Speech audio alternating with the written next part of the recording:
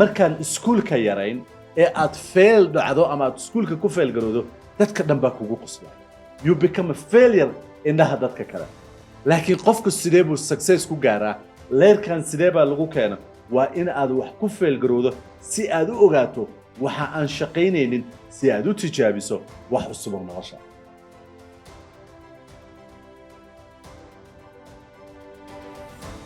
December 24 Wednesday one more Wednesday baa nooga haray haddii rab raalli ka dhigo casharadii aan ugu talagalnay qofku inuu u diyaar garoobo sanadkan inay gu iyo garaad iskugu darmaan haddaba weekend waxaan ka hadlaynaa haddii rab raalli ka dhigo sidee buu qofku u accept garanayaa ama u ogolaanayaa marka uu fail garoobo ama marka uu transfer waxaan horey uga hadalnay haddii aad nala socotay oo aan jeclahay inaad fiirsato haddaadan arkin weekii ugu horreeyay ee ay 10 ka ahaasaan rajeynayo waxaan ka hadalnay oo aan soo taabanay inuu qofku ogaado anigu qofkeena number 2 waxaan ka soo hadalnay weekii ku xigay inuu qofku ogaado maxaan rabaa nolosha inaan hanto muxuu yahay hankaygu muxuu yahay dreamkaygu haddaba weekend waxaan ka hadlaynaa inta badan dadka waxaa ka hortaagan inay hankooda hantaan inay accept gareeyaan turanturada nolosha waa turanturoonaysaa nolosha inuu qofku turanturoodo ama inuu fail garoobo waa normal way waxay ka mid tahay kobaca nololeed waxay ka mid tahay sida kaliya ee qofku maskaxdiisu ay u korayso sida muruqba uu koro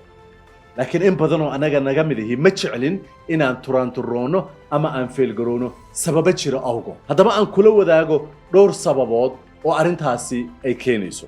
number 1 markaan iskuulka yarayn ee aad fail dhacdo ama aad iskuulka ku fail garoodo dadka dhan baa kugu qoslaya you become a failure indhaha dadka kale laakiin qofku sidee buu success ku gaaraa leerkan sidee baa lagu keena waa in aad wax ku fail garowdo si aad u ogaato waxa aan shaqaynaynin si aad u tijaabiso wax cusub oo nolosha haddaan one thing rabo inaan kula wadaago dhagahaaga iyo amaahay waxa weeye dadka waxa xeendaabka nolosha ku xiray in laga cabsiyey qofka inuu noqdo failure inaad noqdo oo laga cabsiyo that's why waxa loo dhahaa A students and B students waxay always u shaqeeyaan C students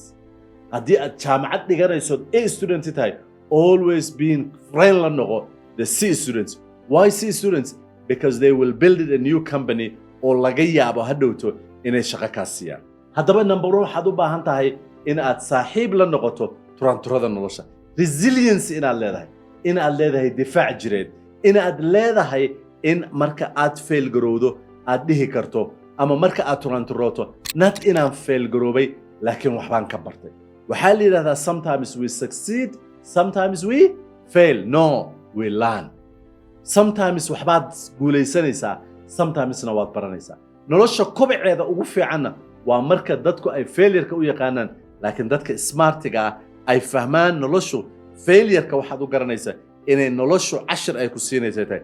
number waxa ugu horeeya marka laga rabo inaad ogaato waxa weeye failure ama turanturadu is an event god baa lagu turanturoodaa meel baa laga dhacaa waa la bartaa laakiin adiga inaadan u qaadanin inaad adigu tahay failure-ka adigu inaad tahay turanturaha adigu inaad tahay qofka mar walba dhacaya inaad ogsoon tahay inaad leedahay strong backbone aad leedahay oo aadan naftaada u arkinin inaad qofkii dhacaya tahay ee aad u aragta naftaada in aad dhacday ama aad fail garaysay oo aad u baahan tahay inaad wax ka barato number 1 marka maxaan u baahanaa inaan ogaano ama number 1 things oo diyaar garoow ku siinaa waxay waxaad identified garaysaa oo aad ogaataa separationka u dhaxeeya adiga iyo failure-ka u dhaxeeya failure-ku waa cashir waay turanturadu waa cashir waay laakiin adiga ma aha waxaan usually dhahaa cid aniga iga fail badan ama iga dhicid badan kambarigeenna kama shaqayso qofka ugu failursan ama qofka ugu turanturada badan aniga waay laakiin aniga waxaan aaminsanahay maanta ma ihi qofkan shalay ah berrina ma noqonayo qofka aan maanta ahay why because not only inay ii kordhayso garaad baa ii kordhay wixii aan shalay qabtay baa waxaan ogaanayaa inay jirto si ka wanaagsan oo u qaban lahaa haddaan ogaan lahaa this is not waxa aad u baahan tahay inay ku howlgarayso waa waxa lagaa rabo inay ku dhisto oo ay horey kuu qaado oo aad dhahdo waa inaan kala separate gareeya ama aan kala saaraa turanturada nolosha aan turanturoonayo iyo tabartayda qofkay tahay iyo waxa aan baranayo nolosha inay tahay that's number 1 that is a number one aad u baahan tahay inaad samayso. Number two maxaad u baahan tahay inaad samayso? The ownership, not blameship. Inaad ownership ka qaadato laakiin aadan blame garaynin, inaadan nolosha farmuuq noqonin. Do you know waxa igu dhacay? Do you know waxa dhacay? That's not waxba kuma samaynayso. waxaa la yiraahdaa failure-ku wuxuu dhibaato badan keenaa ama turanturada dhibaato keentaa insight-ka dadka kula joogay marka ay farmuuq keenaan, marka ay dhahaan waxaan hebel baa ka dambeeyay, waxa ay dhahaan saas alla. waxaa loo kala saaraa marka failure-ka oo in gudaha ah markaad u diyaar garoobanaysa mind, maskaxda iyo qalbiga. maskaxda maxaa waaye? ownership-ka inaad wada leedihiin waxa aad qabanaysa, inaad adiga leedahay, inaad tala samaysato, inaad dhahdo qof hebel tala maxaan ka heli karaa, qof hebel tala maxaan ka heli karaa. laakiin markaad talada qaadato, ownership decision-ka inaad qaadato, blame-kan inaad adigu qaadato ood dhahdo yes anaa qaladkaas sameeyay. oo micnaheedu ay tahay maskaxdu waa mudac, maskax rageedii waa mudac.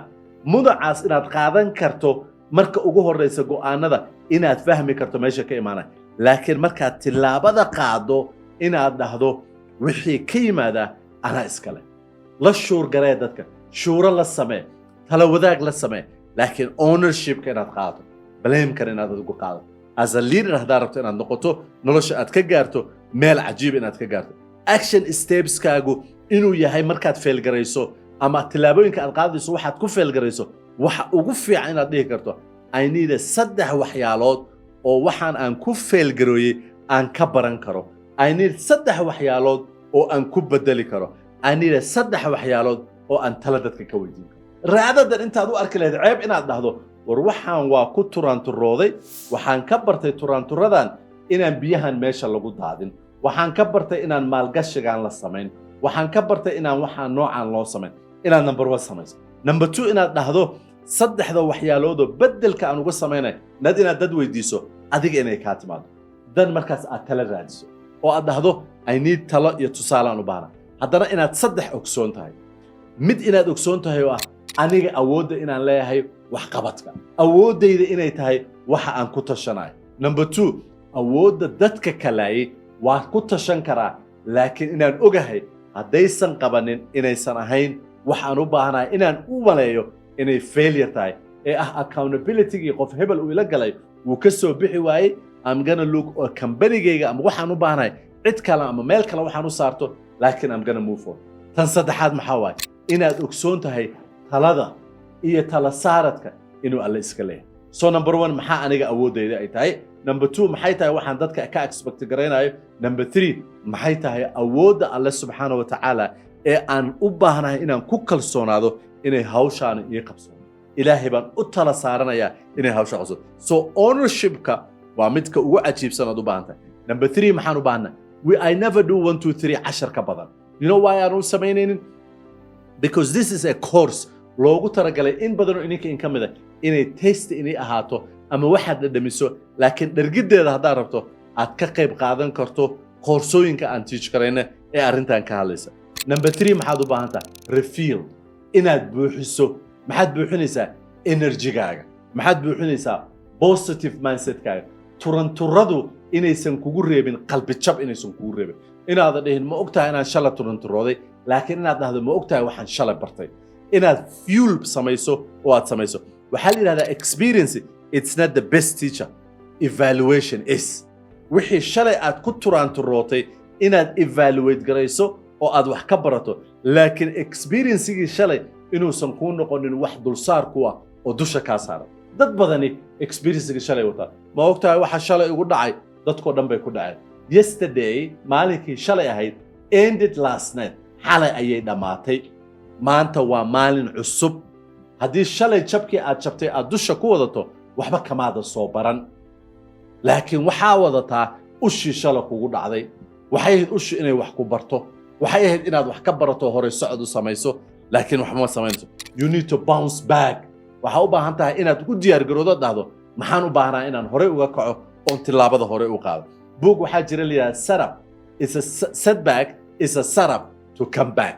noloshu sarabkaaga aad samaynayso turanturadoodu waa waxa kuu kalifaya inaad comeback nolosha soo samayso, inaad hore uga socoto. so what is this 10 marka? number 1 sanadka soo socda inaad diyaar garoodo u diyaar garoodo. 10keena saddexaad diyaargarowga sanadku inuu kuu yahay inaad ku xisaabtanto inaad turanturoon doonto failure inaad saaxiib ka dhigato inaad ogsoon tahay markaad dhacdo in lagugu qoslo ceeb ma aha laakiin inaad dhahdo waay maxaan ka bartay haddaan maalinkii koowaad oo waxaan bilaabaya cabsideeda aan la joogi lahaa waxba ma bilaabeen Minneapolis Convention Center the first time aan dad hor istaago public speak ka hadlo haddii cabsida aan qaaday aan cabsan lahaa business ma bilaabeen nolosha cabsidu yaysan ku lahaanin waxaa la yidhaahdaa so many people oo nolosha adduunka jooga ama dad badan oo nolosha adduunka jooga waxay ku jiraan jeel aan albaab lahayn oo laga furi karin ma taqaanaa jeelkaas meeshuu yahay qalbi ahaan bay xabsi waxay ugu jiraan dadku maxay dhahayaan cabsida ay dadka ka qabaan walwalka ay muujinayaan sidaas awgeed number 1 waxaad u baahan tahay sanadkaani inaad samayso dhahdo I will separate myself in aan fail garoyo inaysan aniga ahayn failure ku ay tahay event ama wax aan ku fail garoobay number 2 ownership inaan qaato marka aan fail garoobay inaanan cidna farmuuqin aan dhaho aniga fail garoobay aniga qalad ka sameeyay aniga dib u soconaya adigoo ka baranaya saddexdii hore u sameynay number 3 inaad refuel garayso oo aad buuxiso maskaxdaada oo aad ogsoonaato experience is not the best teacher evaluation oo aad experience-gaas evaluate garayso is the best teacher jabku ma ahan best teacher dadkoo dhan baa jaba laakiin qofka jabkiisa evaluate garaya fiiriya gooniyaha ka fiiriya istaaga is best teacher haddaba weeka ugu dambeeya ee December 31st waxaan ka hadli doonaa are you ready inaan ka hadli doonaa oo macnaheeda ay tahay in uusan gugaani ama sanadkaani uusan kuu kordhin da' kaliya aysan kuu kordhin garaad inuu kuu kordho gobonnimo inay kuu kordho guul inay kuu kordho meeshaad shalay joogtay inaad hore uga socoto hore waxaa uga soo hadlay Mondaydii 1% of improvement aad samaysay waxa ay la mid tahay 38 to 50% noloshaada in aad sanadkan improvement samaysay baan ka hadli doonaa haddii rab raali ka dhigo haddii aad rabto the more of this inaad ogaato please message noo dhaaf nala communicate garee